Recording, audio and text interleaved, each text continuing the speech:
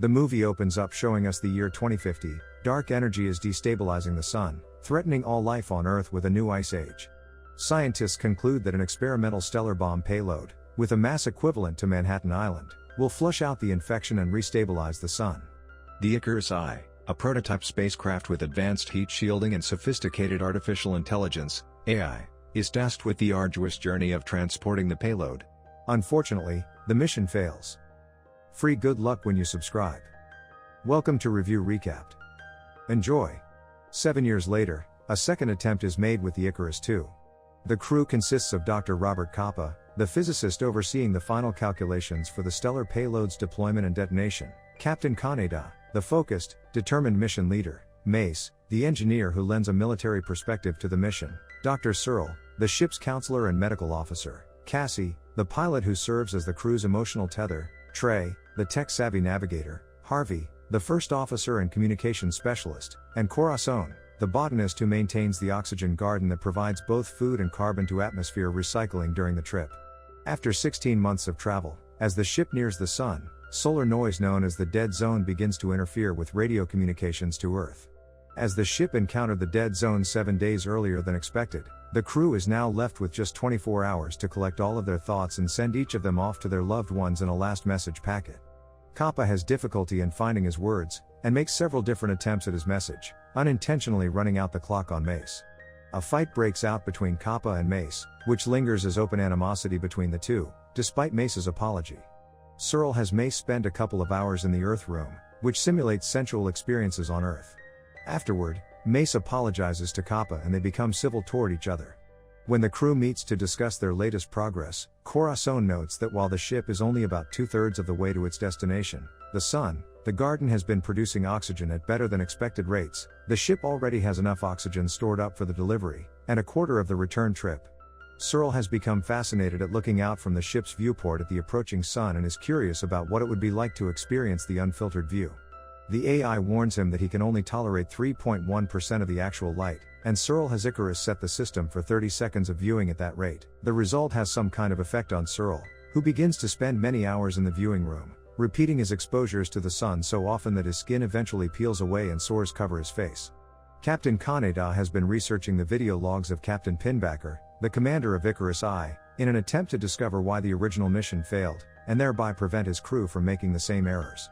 He plays one video where Pinbacker describes a small meteor storm that did superficial damage and is puzzled by Pinbacker's aloof reaction to the event.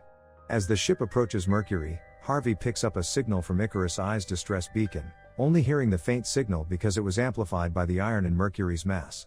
Emphasizing that some of those aboard Icarus I could still be alive, Captain Kaneda explains this point to the crew, and begins a discussion as to whether the current mission should be altered to check on the Icarus I's distress beacon. Mace is not happy with the choice to divert from their flight path because their mission to deliver the bomb has the utmost priority. Dr. Searle says that he agrees with Mace's assessment, but adds that diverting to the Icarus I could add a second payload, bomb. He argues that since the Icarus bombs have never existed before and therefore have never been detonated either, their existence is entirely theoretical and having two could be advantageous if something went wrong with the first one. There is further heated discussion, which Captain Kaneda finally stops by saying he is handing the decision to the ship's most informed person in these matters, their nuclear physicist, Capa. Capa is troubled by being asked to make this decision. He explains to the captain that he simply doesn't have enough information to make an informed and rational decision, and the best he can do is to flip a coin. When Kaneda asks so, heads or tails?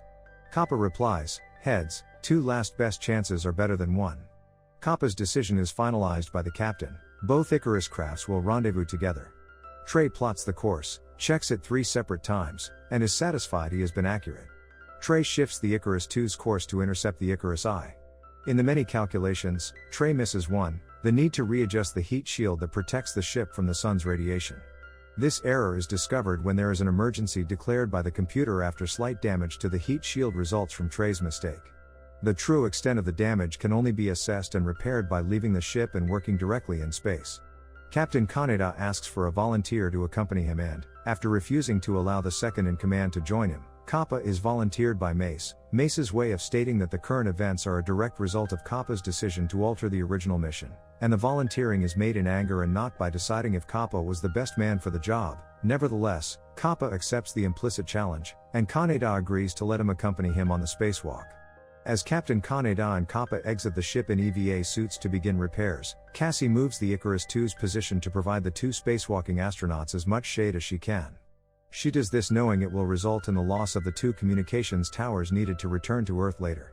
The tips of the comm towers burn up as they continue to revolve around the living quarters, in and out of the sunlight.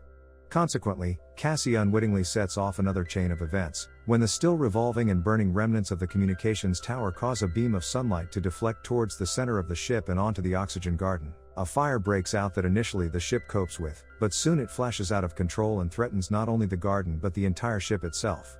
Corazon rushes to her rapidly burning garden and requests entry, thinking she can save it, but Mace, weighing up the situation quickly, realizes that the mission and ship will be lost unless drastic action is taken, so he orders the computer to release all the stored oxygen in the tanks, to provide such an enormous boost to the fire that it will literally blow itself out, however, knowing too that this will destroy the garden. During this event, the AI begins to take automatic control of the Icarus II, to return the heat shield to cover the living quarters as continued exposure threatens the mission, due to Cassie now protecting the two astronauts from being vaporized by mere direct exposure to the sun. Cassie realizes that this maneuver will result in the death of the two spacewalkers and she tries to countermand the order, but the AI refuses to be ignored. Cassie and the AI fight over control for a few moments, with Cassie eventually using an override command that needs to be authorized by a second crew member.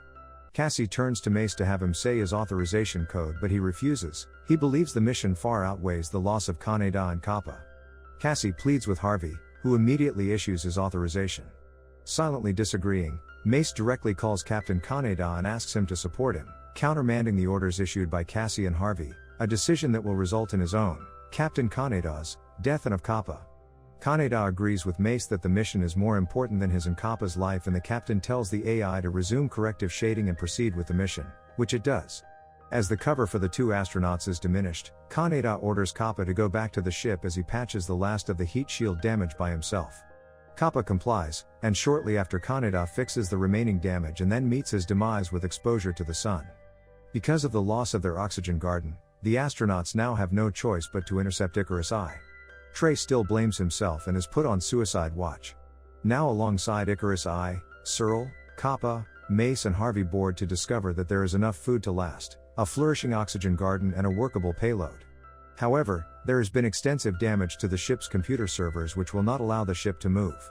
A video log from Pinbacker, now sporting signs of disfigurement, suggests that the crew chose to scrub the mission, believing that humanity's impending destruction was God's will. Additionally, all crew members are found burned to death in the viewing room, the result of the filter having been turned off. The comment is made that if Icarus I were not behind the shield of Icarus II, those seeing the burned crew members would suffer the same fate. While the crew are investigating, the airlock connecting the Icarus I to the Icarus II is mysteriously destroyed and both ships are pulled apart. They find one EVA suit that would let Kappa go back, as he is the only one able to deploy the payload, to Icarus II.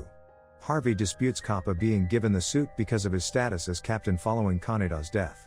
Searle stays to manually open the shafts while Harvey and Mace use the insulation of the ship to cover themselves so they can hold on to Kappa as he is shot towards Icarus II and make it in themselves. During the actual trip, Kappa loses his grip on Harvey, who drifts off into outer space and is frozen.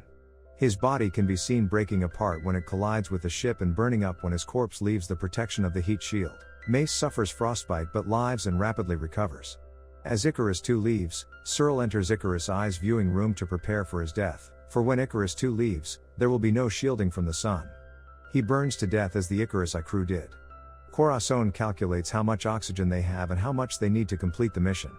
She concludes there is enough for 4 of the 5 of them to live to deliver the payload. It is decided Mace will kill Trey, but when he goes to carry out the act, he finds Trey has already committed suicide. Mace very viciously smears blood on Kappa's hand, blaming him for Trey's death, and again the two fight, a battle that ends quickly in the low oxygen environment of the ship.